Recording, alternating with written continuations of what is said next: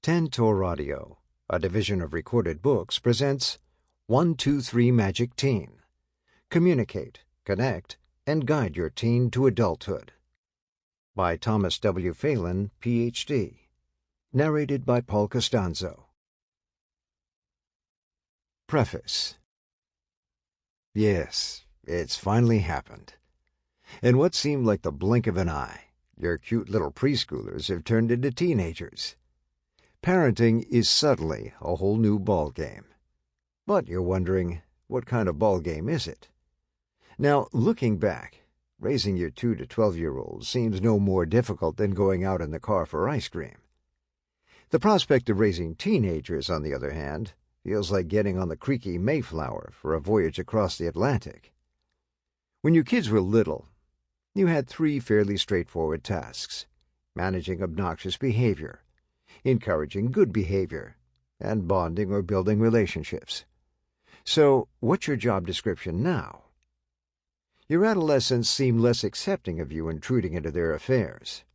They also seem less interested in you.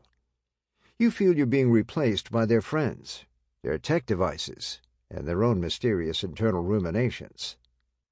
Believe it or not, you don't have to worry. As we'll explain at 123 Magic Teen, this is the way it's supposed to be. Your kids are pulling away from you, as they should be. And a new part of your job description is mastering the new art of letting go. After all, 10 or 15 years from now, you don't want your child still living at home, nor would they want to be there. With 123 Magic and the younger kids, you actively manage difficult behavior, positive behavior, and relationship building. With 123 Magic Teen, you'll still need house rules, a knowledge of your possible intervention roles, and, like 123 Magic, an awareness of when it's time to stop talking. But today, as the parent of a teen, your biggest jobs are going to be understanding contemporary adolescence, managing your reaction to your teen pulling away from you, and staying in touch as best you can. Teens do not always detach gracefully, and it is absolutely essential that you do not take personally their sometimes awkward maneuvers to gain independence and establish their identities. So, welcome to your new world. We hope that 123 Magic Teen, like 123 Magic, will help you navigate the temporarily choppy waters and arrive safely in port. Introduction. The Snub. If you have a teenager, you've probably had an encounter like this one at one time or another. After a long work day for you, a long school day for your 16-year-old son, it's dinner time, and you're trying to start a pleasant conversation. Dead end, so far. But you're not about to give up that easily. That's it. You can't seem to get anything else out of your teen. This same situation repeats itself every night. Meet the snub. A grumpy, uncommunicative reaction from your child, which tends to appear around or before your son or daughter turns 13. When you ask your 9-year-old daughter about her day, on the other hand, you get the complete evening news. Extended and enthusiastic self-revelation is no problem for her. Your 16-year-old son is different. He's quiet, even sullen-looking sometimes. What am I doing wrong, you wonder? All I'm trying to do is have a little talk. Is that too much to ask? What's wrong with this kid? Parenting, then and now. Some of you have come to 123 Magic Teen by way of the book 123 Magic, Effective Discipline for Children 2 through 12. From the time your kids were toddlers through their tween years, 9 to 12, you use the relatively simple and straightforward strategies to maintain reasonable control over the children's behavior, strengthen your relationships with them, and be better able to enjoy their company. Now that you have a teenager or two, however, you notice things are changing. Parenting during the 123 Magic years, then, when your children were 2 to 12, had a number of important differences from parenting during the teen years, now, when the kids are 13 to 19, or even way beyond. Let's examine these differences. The kids. Then, the kids were cute and engaging, Now, the children are strange-looking and often seem sullen or irritated. Young kids enjoy and seek out the company of adults, and they seem to think that their parents know everything. They're quite impressed by their parents' abilities, and they like to emulate and imitate these strengths. Teens, on the other hand, avoid parent contact and think it's absolutely uncool to be seen with mom or dad in public. Adolescents are frequently critical of their parents' behavior, feeling that their parents are out of touch with reality. Control. Then, your small children were helpless. You were the biggest influence in their lives. Now, teens control most of their own behavior. Peers, technology, and media have more influence than you do. During the 1, 2, 3 magic years, your kids were quite helpless, especially as infants, and you were the largest influence in their lives. If you didn't like what they were doing, you could pick them up and put them somewhere else, or use clever distraction or redirection tactics. If you don't like what your adolescents are doing, you can't physically move them, and you can't distract them. If you criticize your kids' activities, or even make well-intended suggestions for improvement, you are met with arguments or rolling eyes. Parent energy level. Then, you were fresh, young, and motivated. Your parenting job was just beginning. Now, you are older, more tired, and have other things to worry about. Your parenting job is 70% or more over. Sure, younger kids can be exhausting, frequently, but your physical and mental condition usually allowed you to be up to the challenge. Parenting was new, and its challenges were often, though not always, rewarding. You enjoyed talking to friends about your children, as well as theirs. The years you're parenting teenagers find you with a distinct change in energy level. Though you keep going at a good pace, you don't have the extra energy you used to have. You also have a number of other things to worry about, such as your own physical and mental health, the health of your parents, your job, marital issues, and perhaps financial concerns. Your job description. Then, your parenting job was straightforward. Now, what is your job at this point anyway? Your tasks used to be to control obnoxious behavior, encourage good behavior, and strengthen your relationship with your kids. In just a few years, however, your teenagers will be leaving home. You look forward to that huge event and fear it at the same time. What are you supposed to do with them in the meantime? Where to start? Adolescents present their parents with a number of puzzling and difficult situations, just like the snub described at the beginning of this chapter. That's the bad news. The good news is this. If you can understand and accept the causes of the snub itself, you're halfway home when it comes to living with and managing a teenager. I don't know what to do with this kid anymore, many moms and dads grumble regarding their teens. That's what this book is about. Exactly what should you do with your adolescents? And, equally important, what should you not do with them? Before you try anything, it is essential that you understand several things. So the next part of this book is called Straight Thinking. To engage in straight thinking, it is critical that you appreciate and remember what adolescence is like, what falls under the category of normal teen behavior, and why and how teens take risks. Then you need to recognize how your teenage son or daughter's behavior makes you think and feel. Trying to accomplish anything without this knowledge is like trying to drive at night without your headlights. Then comes the bottom line. Your new job description as the parent of an adolescent. In Chapter 5, I'll offer you a basic template for the profession.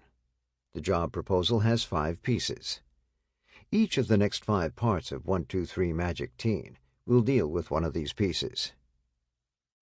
1, 2, 3 Magic Teen is not just about theory. It's about actually changing things at your house. Accomplishing this change will be much easier, like a whole lot, if you can recall your life as a teenager. What serious issues did you think about? How did you behave? How did you feel about your parents? And what kinds of things did you do that your parents knew nothing about? In appreciating your teens, it may also be of great assistance if you know something about the lyrics to the music they like. So, what's your kid thinking about? Let's find out. Part 1. Straight Thinking. 1. Appreciating Adolescence. Somewhere between 4th grade and high school, it gradually dawns on your kids that life is presenting them with a big job to do, or rather, big jobs to do. These Herculean tasks are the essence of growing up, and they're the same ones that you had to deal with when you were young. Often listed under the banner of establishing one's identity or proving oneself, these daunting assignments include the following. 1. Making sense out of life, the world, other people, and yourself. 2. Finding and keeping friends. 3. Finding and keeping a sexual partner, or soulmate. 4. Establishing a job or career. 5. Physically leaving home and establishing economic independence. 6. Discovering how to enjoy life on a daily basis. As time goes on, your children come to realize that these tasks have to be done largely alone. No one, no matter how well-meaning, not even parents, can do these things for anyone else. But teens also realize that all their friends are in the same boat. This fact provides reassurance, as well as sometimes a disturbing sense of competition. Teenagers have mixed feelings about life's assignments for 2 reasons. First, they're not sure they can live up to all these challenges and wind up being reasonably happy. TV, movies, religion, parents, and politics all present drastically different views of the world and of human beings.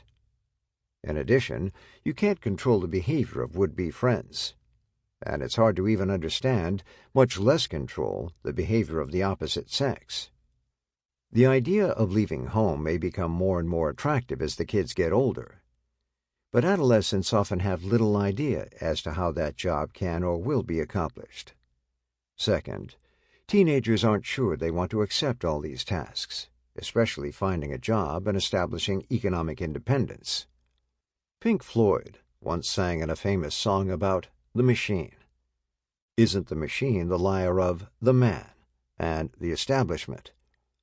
Isn't the man the head of the establishment, which was put into place to exploit people and bring them down? And isn't the man probably a male Caucasian who has acquired quite a bit of wealth through questionable activities, and who is not about to share it? So who in their right mind would want to join all the phonies in the establishment in the first place? But then again, if you don't join, where does that leave you? Unfortunately, kids in our society have a lot of time, from the ages of 11 to about 22 or so, to mull over this dilemma. Sexual partners and soulmates. While the friend and career issues are very important, the sexual partner soulmate finding problem can be obsessive during the adolescent years. The problem is infinitely compounded, it seems, by new feelings regarding sex and romance for the boys, and romance and sex for the girls. Strangely, many parents of teens are not only unsympathetic, but often critical of their sons' or daughters' goofy romantic behavior. Adolescents know there are 2 parts to the sexual partner and soulmate problem. The first is finding your companion. Unfortunately, finding someone to love and falling in love are only the first and probably the easiest parts of the game. The second and harder part of the job is keeping the person you found. Job and career, and this nuisance called school, can wait for a while. I have more important things to worry about, relationships or the lack thereof. If you could magically examine the stream of consciousness of teen boys and girls, you would find that massive amounts of thought and emotion are tied up with romance and sex. Reciprocated love can provide one of life's greatest thrills. Unreciprocated love can generate some of life's lowest lows. Soulmate finding is a world of intense excitement and intense anxiety. The mind of the adolescent, in many ways, is occupied more with imaginations than with actual experience. Teenagers' dreams about the future are both exciting and frightening, and they are always instantly available. But since the fantasies are not realities yet, these dreams can produce a painful sense of inadequacy and frustration. The career that might come later does not exist now, and might not even be chosen. The unidentified love of one's life may be unknowingly wandering around out there somewhere, or she might not exist at all, and a life of loneliness might be ahead. What can be done now about all these concerns? Nothing, except wait, and then wait some more. In the meantime, how about a little Grand Theft Auto? Prolonged adolescence means insult. Adding insult to injury for most adolescents is the fact that their teenage years last so long. Adolescence for many youngsters is not simply the ages 13 to 18. It really encompasses the years from age 11, the age of onset of puberty for many girls, to age 22, the completion of college, or even longer. During these years, a young man or woman may still be dependent upon older adults for food, shelter, clothing, and warmth, as well as for some, often unwanted, direction and supervision. This dependent state may persist even though the young person may be biologically and mentally capable of managing a lot more by herself. Do you remember? Your favorite song at 13. Your feelings while eating dinner with family and parents. Your thoughts about the opposite sex. Job and career ideas. Of all the animals on Earth, the human spends the largest portion of its total lifespan, approximately 1/4 to 1/3, with its parents, before achieving final independence. Bugs, fish, birds, and even monkeys live with their parents for only a relative fraction of the time human offspring do. And of all the countries on Earth, the more modern industrialized nations, such as the United States, keep their kids underfoot for the longest period of time. This stretched out and difficult period of dependence is due to the extended time required to educate children for the more complicated, skilled jobs and careers that are characteristic of industrial countries. There is first a high school diploma, then perhaps an associate's or bachelor's degree. Then, how about an MBA, PhD, MD, MS, RN, or JD? It hasn't always been like this. Anthropologists long ago pointed out that, in simpler societies, the transition from childhood to adulthood was usually much shorter, and in a few cultures, adolescence hardly existed at all. One day you're a kid, and then wham, after a brief ceremony or rite of passage, you're an adult, ready or not, with all the privileges and responsibilities of other adults in your community. Here's your boat, knife, and fishing net. Go get 'em. The Sioux Indians, for example, had carefully designed rites of passage for males who might become warriors. Some of these rites involved piercing your own chest with devices that were attached to cords hung from a tall pole. The initiate then dangled from cords and danced in the air until the cords ripped out of their torn flesh. Those surviving the ceremony were consequently recognized as adult warriors, their courage, bravery, and new role appreciated and admired by the other members of their tribe. The duration of adolescence in this case? Just a few days. Compare this state of affairs with that of Holden Caulfield and The Catcher in the Rye. After perhaps 4 or 5 years of adolescence, Holden has no meaningful view of life, no real friends, no sexual partner or soulmate, no realistic thoughts about job or career, certainly no economic independence or even a place to live, and no real expertise when it comes to enjoying himself. And he's only about halfway through his teenage years. No wonder he feels anxious and depressed. The Sioux warriors did not have to endure a seemingly never-ending directionless existence. That's probably one reason why enlisting in the military service is appealing to some young men and women today, as it can lead to instant self-respect and the admiration of pretty much everyone around you. Holden had only his hunting cap. Insult means irritation and alienation.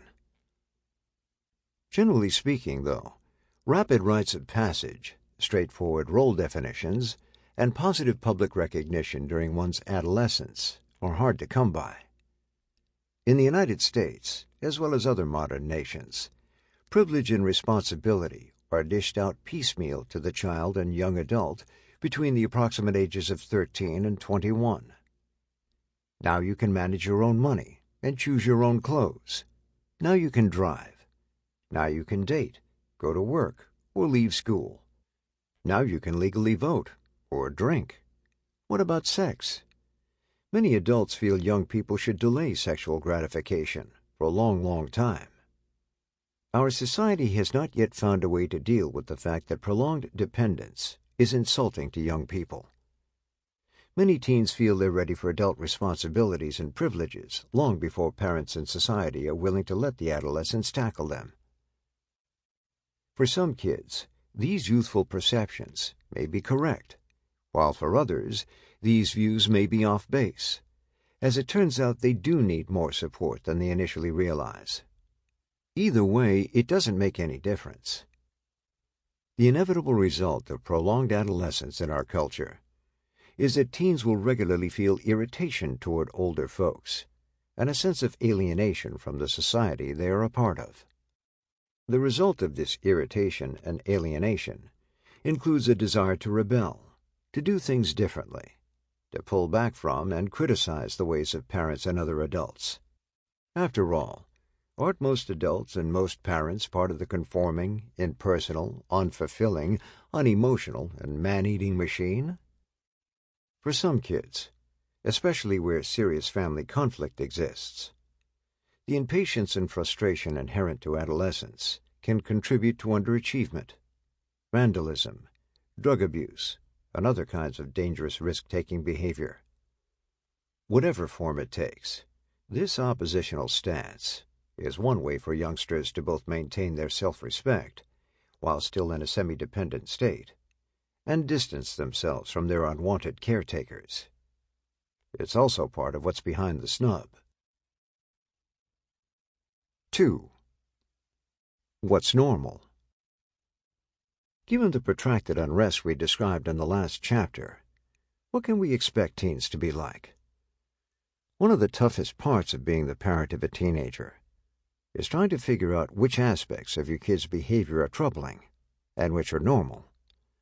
Some days, it seems that most of what teens do is strange, aggravating, and worlds apart from the way they used to act.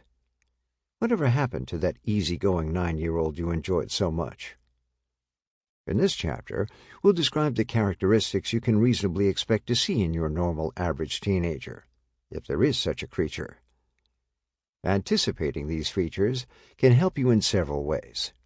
First of all, this awareness tells you that these new traits are common and not necessarily dangerous. Second, knowing what's normal can liberate you from taking these qualities personally, as if they were your fault, or as if they represented some kind of personal rejection. Finally, memorizing this list will get you to work on one of the primary jobs of the parent of an adolescent: toleration of non-essential differences. Self-consciousness.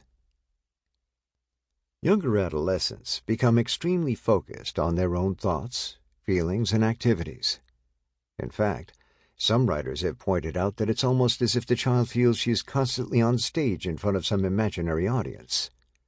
She may feel that her own experiences are so intense and unique that no one else, least of all her parents, could possibly understand what she is going through. In the throes of feeling misunderstood, teens forget that their parents were adolescents once too.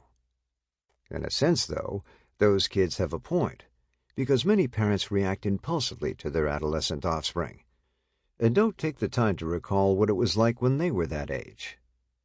Parents may complain that she's too wrapped up in her own little world, without remembering what that little world was like for them a while back. While extreme self-consciousness may be egocentric, this orientation towards life is also a burden. If everything revolves around me, and the whole world is watching, that feeling is very, very uncomfortable.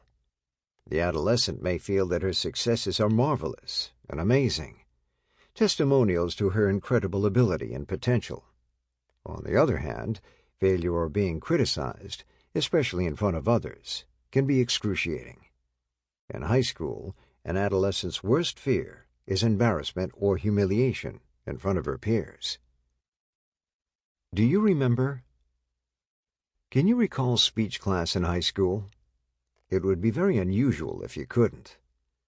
Did you ever consider ditching school on the day of the presentation?